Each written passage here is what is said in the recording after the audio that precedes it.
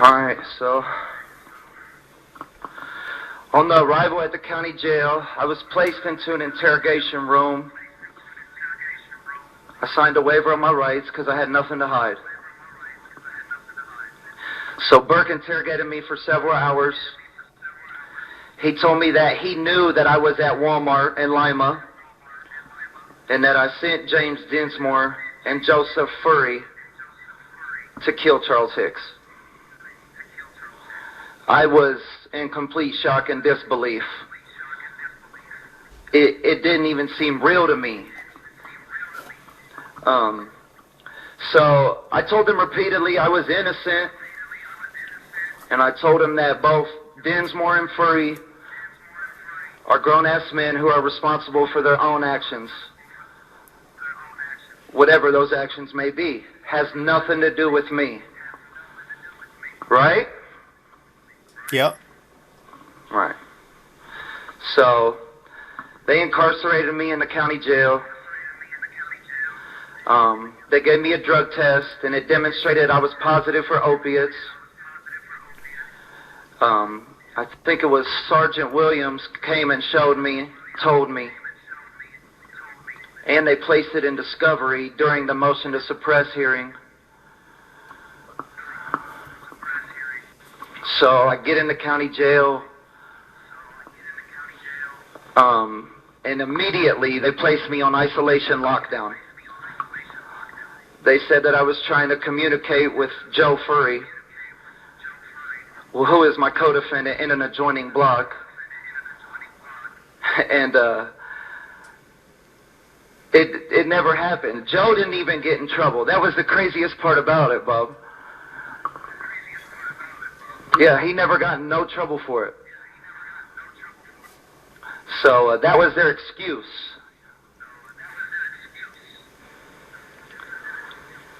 Well, I started going through the heroin withdrawals,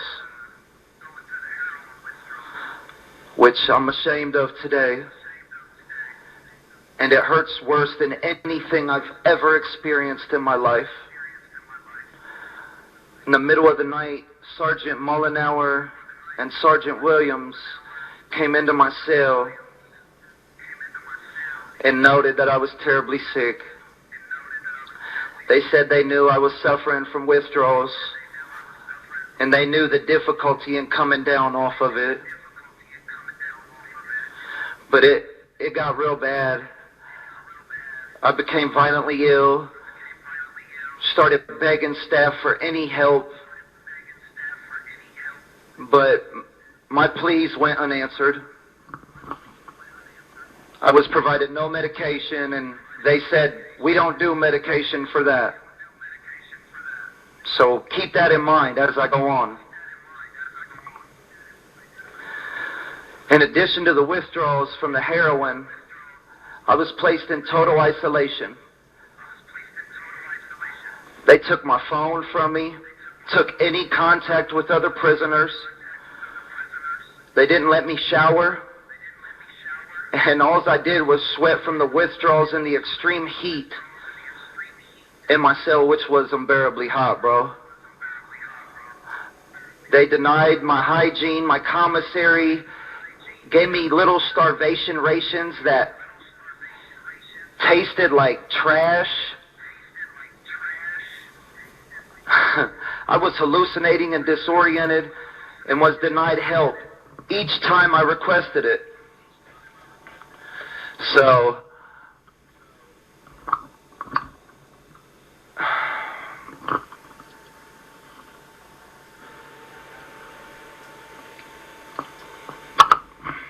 I hate thinking about it. I'm starting to have a panic attack.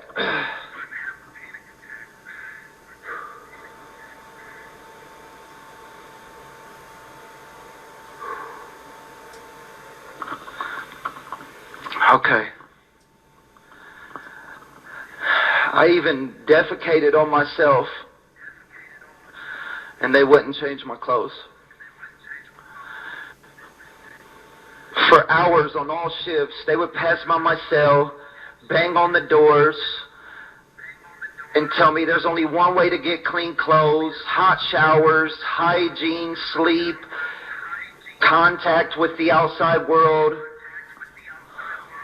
and that's to do the right thing.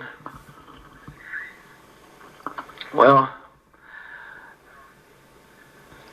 I kept thinking about that, how they said the right thing.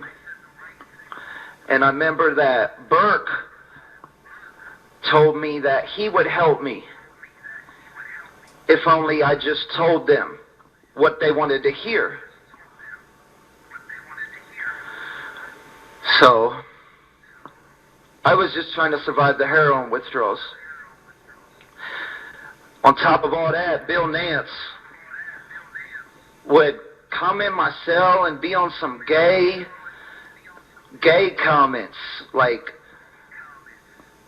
and I was so sick I wouldn't have been able to fend him off. But it was to the point where I should have got a hold of the PREA people. I mean, it was serious. Got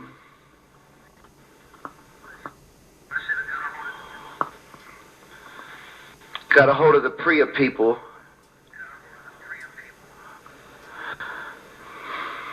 So, I felt like I was going to die in that cell. My life was hopeless. I was overwhelmed with a limitless feeling of dread. And I knew what staff meant by doing the right thing. Because, at the end of the interrogation, Burke said if I cooperated, that they could help me. It did.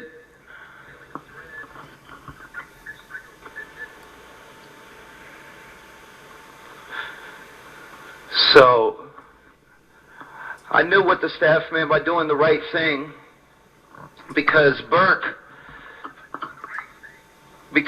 said if I cooperated, they could help me. Well, in the early morning of the 21st, and this was just several days after my indictment,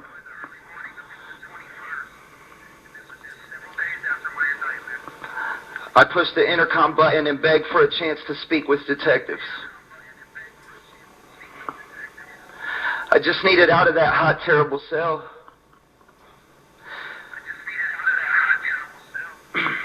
I just needed any human interaction. I felt like I was dying and the pain was intolerable. And Burke already told me what I needed to say in the interrogation. So, within 15 minutes of my request, Detective Voorhees showed up with the deputy sheriff. I told Voorhees I wanted to make a deal for my cooperation and asked for a cigarette. Voorhees said something about, you've been appointed counsel, and I agreed, and I tried to seem strong, but I was broken and weak. I was withdrawing terribly. I just wanted medical treatment for my heroin addiction and for the unbearable pain of withdrawals. I wanted placed back in population so I could have social interaction. I wanted access to the phone, the shower. I wanted to be able to sleep because they kept waking me up. So I wanted the simple torture regimen to end. The CIA calls it a simple torture situation.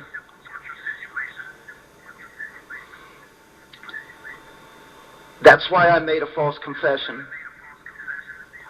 I would have told Voorhees anything he wanted to hear in order to get out of that situation. And they knew what they was doing, bro. So in another room, me and Voorhees smoked.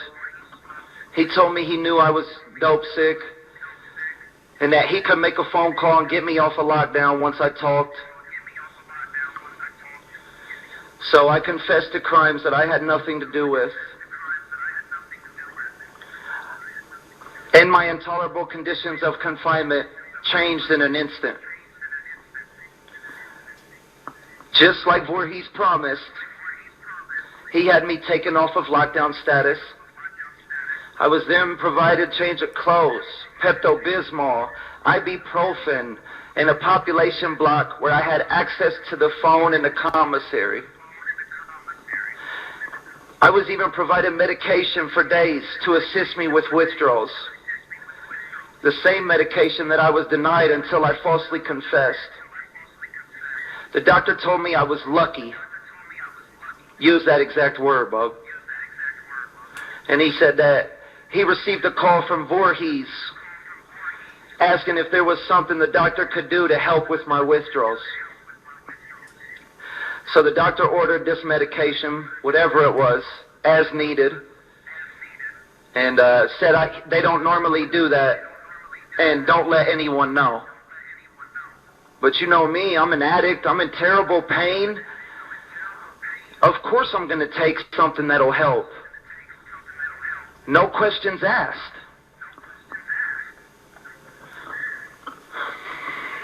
And the crazy part, bro, is that the doctor in the county jail is also the coroner for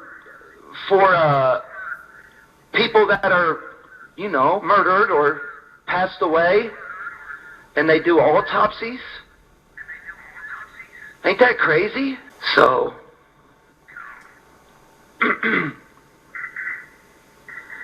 we're going to jump ahead a couple days to February 23rd. I was still sick from the heroin withdrawals.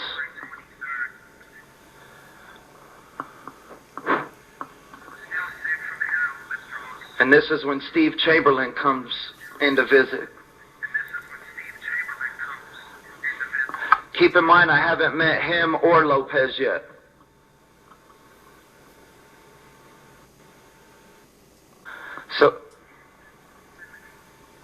So keep in mind, I haven't met either of my attorneys yet, Lopez or Chamberlain.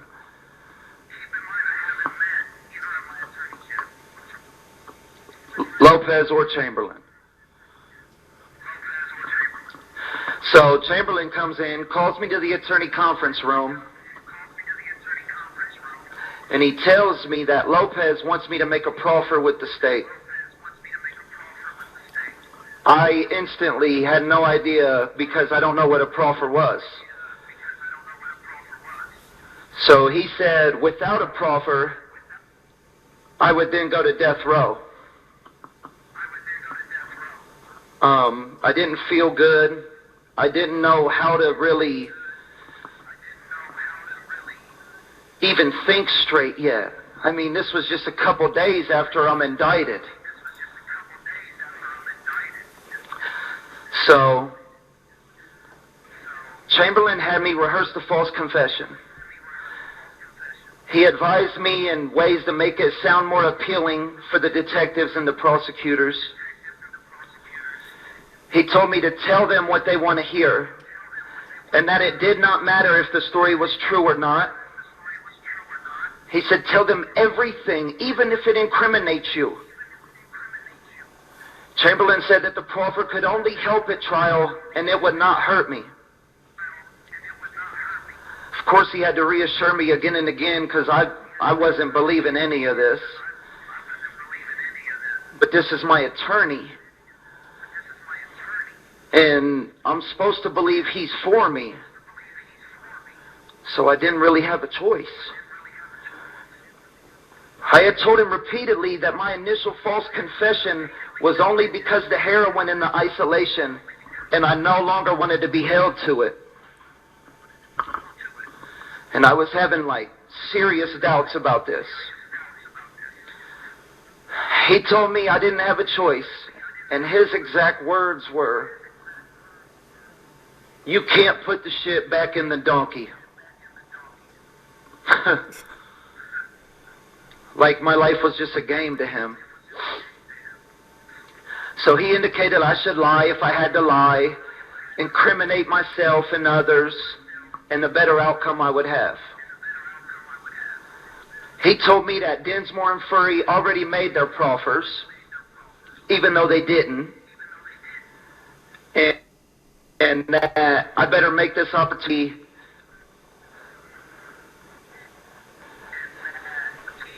I better take this opportunity to tell my story and make it count. In other words, impress investigators with how incriminating I could make my story. So within 20 minutes, I was sitting in front of the camera, answering all of the investigators' questions with an aim to impress the prosecutor who was watching from an adjoining room. At one point, Voorhees got mad, slammed his book, stormed out, and I looked at Chamberlain for advice. I just needed help. I needed this help to determine what lie I had to tell.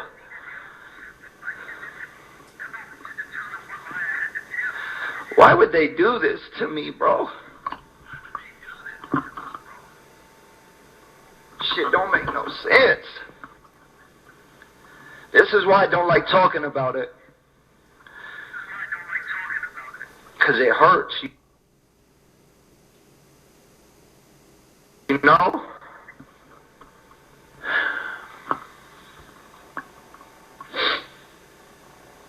So,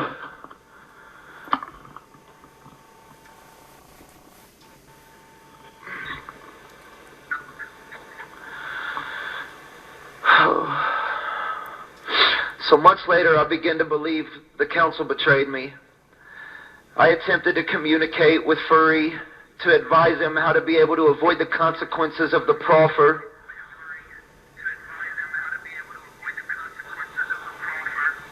So I tried to write him a letter because he didn't know what to do.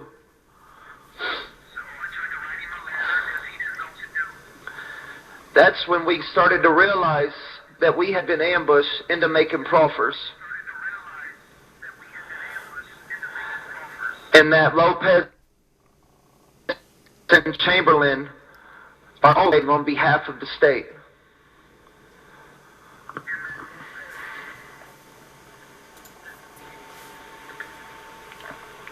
And that Lopez and Chamberlain, our own attorneys, were acting on behalf of the state. So, for months, Mom and I attempted to contact lawyers in order to get a copy of the discovery.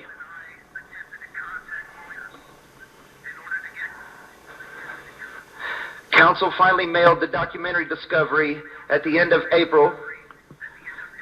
I didn't get access to watch the videos till the end of June. And Lopez told me to take notes because he didn't have time to watch all my videos or build my defense. So he would rely on my notes and rely on my built defense.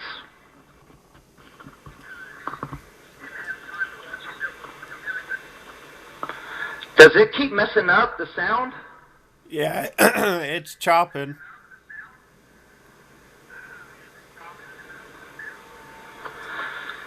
So Lopez told me take notes, and I was in the county jail building my own defense.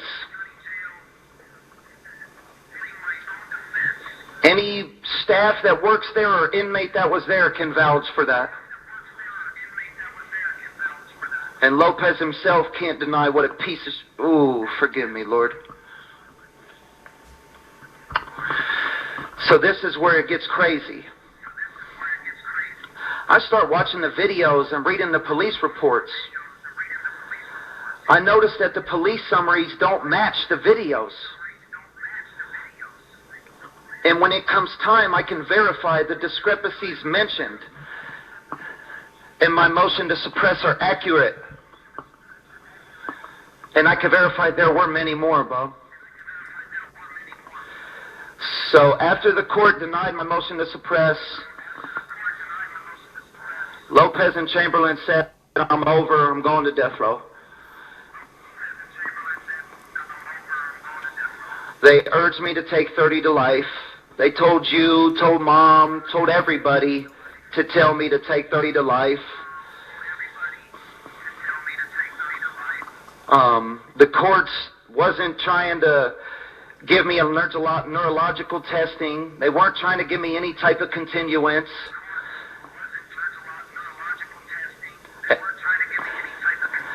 And I have many chemical imbalances in my brain. And I was prescribed a host of medications growing up. So an inquiry into my mental health was not unjustified.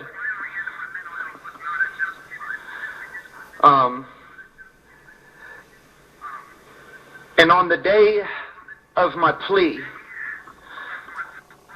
Lopez came in to the county jail with a Big Mac, fries, and a Coke. Brought his cell phone in too and told me to thank Detective Voorhees for allowing him. All this is strictly prohibited in the jail. But this was to butter me up. He knew I was on a bunch of medications because I had broke my ankles. And he talked me right into accepting the plea deal.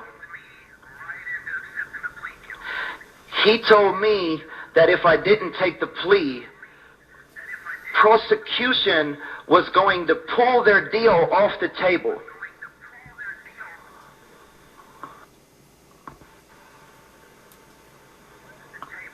And what's crazy is when we got to the court, the prosecution was golfing in Florida. They never made those threats. None of that. They assumed that I was going to trial because they knew I was not guilty. Period.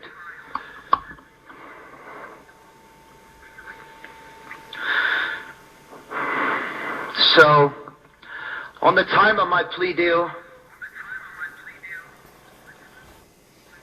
I felt so out of body experience. My attorney would talk to me and I would forget what we were talking about and miss parts of it. The judge would speak and I knew that words were happening, but I couldn't catch them. I just shook my head and said, yes, sir, no, sir.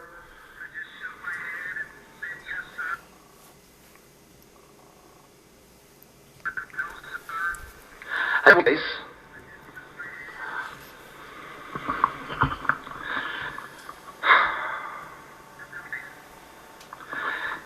so in this fog, I felt I did not really care what was happening because it felt like it was happening to someone else, you know? I did not care and could not muster the will to care because the experience of living and dying was not real to me.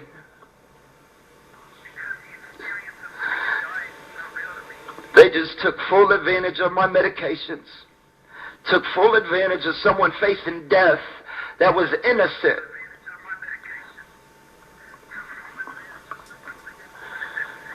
Facing death, and I'm not guilty, bro. We all know this. We knew this from day one.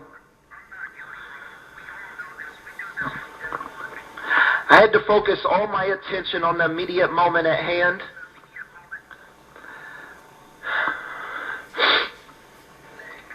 You know the game Whack-A-Mole?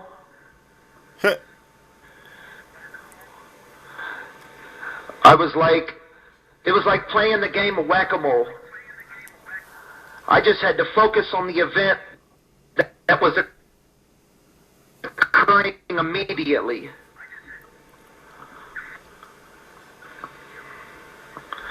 But I'm currently on none of those medications that were prescribed to me when I pled guilty. When I entered the prison, the doctor immediately took me off. It was as if I was only on them for purposes of influencing my plea.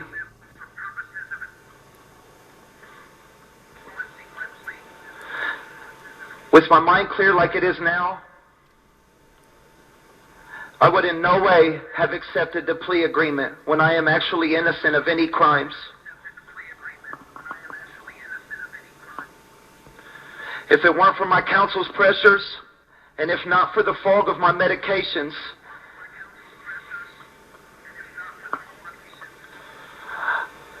I would have been found not guilty, and I'd be home right now, bro.